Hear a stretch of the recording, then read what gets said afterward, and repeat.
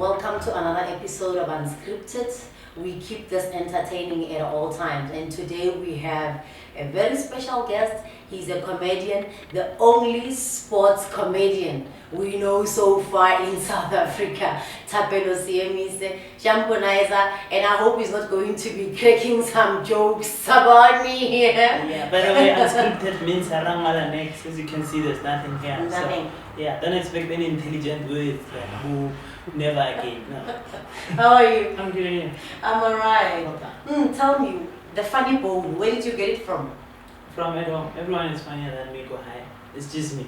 I'm actually, if we had levels, I was like the bronze medal go high. Everyone is funnier. My brother is the funniest. So it comes from home, but I'm not funny every day. I'm funny when I'm working, and then in the streets I'm not shy, just quiet. I like to observe people, and then I will talk about it on stage. Is it? Yeah. Oh, that's kind of shocking. But tell me, did you think you were going to make money doing jokes when you were growing up? Is this what you wanted to do? No. I dropped out of analytical chemistry, go TWR, before UJ, technical vet strand. I dropped out of anal chem. I was very good at chemistry, and then I dropped out. And then I went to dance school. I was a full-time dancer, ballet, contemporary, tap, jazz, banzula, all these dance. And then, but there was no money there. So I was a good dancer that is walking. And then, so you think you're funny, I entered, got to number 6.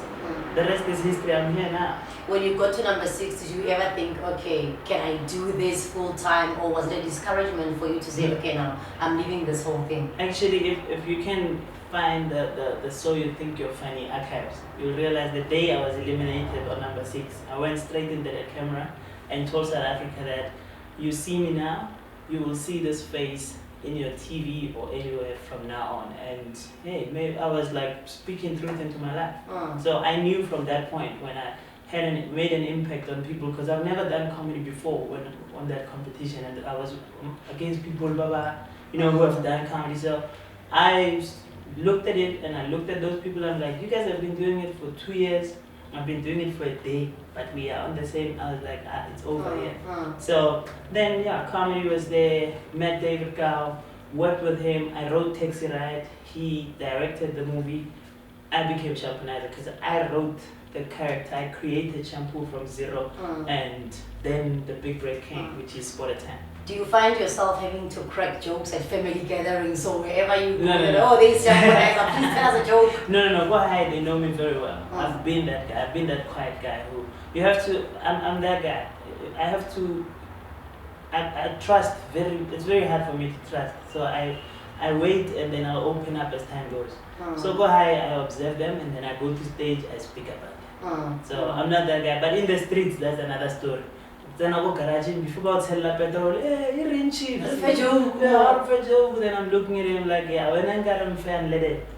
Tell the petrol, if you want, just do it. But that's what's happening. I hear you also sing. I used to sing. And you stopped. I stopped. Why? Because I was singing in church, and then there was a choir. Then I have very bad tonsils. So when I sing a lot, tons of young antics, so I started writing music for the choir. But I'm so into music that now I'm touring with Joyous Celebration as the comedian in Joyous. The transition from doing the sports comedy now into the church or religious comedy, how is it for you? It's putting a stamp on the fact that I'm a comedian. I'm an umbrella comedian. You put me in church, I will get those people. You put me in a corporate space, I'll get them. Government, I made jokes about the president in his presence. Because you have to find, there's a thin line between hotel and to make jokes. So I'll do jokes that are on the fence, and you don't offend, you don't even take sides. Have you ever got into trouble by making a joke with somebody else? No, not really. It's not necessarily. So there were people who, back in the days when I started, I was one of the few first guys who would openly make jokes about gay people. And some gay people would be like, until they realized that I'm not offending. I'm not saying, hey, gay people, I was just joking about like basic things. And all of a sudden I'm having like a huge fan base and gay. Sometimes so, but it was just that was a little bit touchy-feely, but Apart from that, I'm very safe. That's why I'm on Sport at 10 on live TV. So they trusted me enough to know that this guy can do live TV and still not offend anyone. Well, I did have one, but it's fine. What's that one? That one. No, that one was, but it was someone who did not hear properly. Okay. I was making jokes about the French team, Logo France, how they are so dark. Yeah, nobody heard was Venda. Oh. And then I'm all about Twitter, hey, what are you saying about vendor people, what that? But I didn't even have to answer.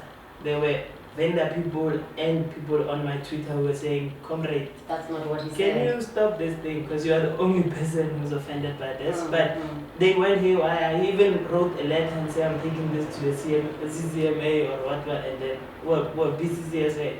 And yeah, it ended there because the show repeats. What can we expect from you in 2017? The way there was a mention that you want to venture into radio, do sports comedy on radio.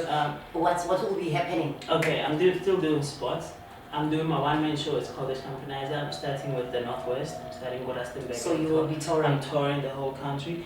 I'm still on TV. The radio part, I'm trying to get into radio. I'm not into radio yet. I'm trying to get into radio, so I'm still waiting to see.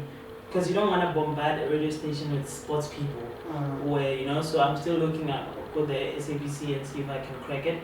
But right now, apart from comedy, I'm balancing comedy with other things. I'm involved in printing and branding.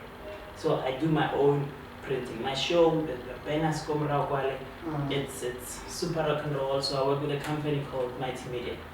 That's the company that's sponsoring my shows. I'm doing printing, the banner, that's all, glasses, mugs, t-shirts. So I'm balancing. So if you say I'm not funny, I'll be like, yeah, but I can print. Okay. Yeah, so it's the balance. So it's the one-man show, it's that, and it's I'm touring with Joyous again. I'm still touring with Joyous, and what you should expect this year is something out of the ordinary. Is I'm gonna do a Christian one-man show. A comedy show in a church with Basalan because they are the ones who are very, very sensitive. Ooh, don't talk like that about our God. Then I need to teach them, but it's not your God, it's God. Who's Tapelo in 2 sentences? If you want to get to know you, who is Tapelo? We know you are from Harangua, but who is Tapelo? I'm your mother's favorite comedian, and I'm a very normal South African. I'm always in pursuit for calm and happiness. So if you come and then you go home angry, you did something wrong. I'm that guy. I'm that guy. I bring the sauce to your life. I'm a happy peer. That's all I'm doing to everyone. Being a boss of a company, being a street kid, being a kid, I want to leave an impression where I go and when people say it was fine. Would it be hard for you? Leave us with a joke. With a joke? No, I'm not gonna leave you with a joke. I'm gonna leave you with the truth that might make you laugh. I was supporting the Fees Must Fall strike 100%, and then I saw one day they decided to loot a Puma store in Braamfontein. You see, if you really wanted education that bad, at least you should have robbed exclusive books. Okay. Or a CNA maybe, or a library. Not Puma. So you are ready to run when you want education. That's all I'm gonna say. And you have no business going to the Fees Must Fall strike if you are doing a call center course. Like, we can pay your school fees, it's 1.3. So we can do that for you. I'm just saying, it's not joke. These are reality. That's Tapelo, guys. Shampooniser, thank you so much for joining us.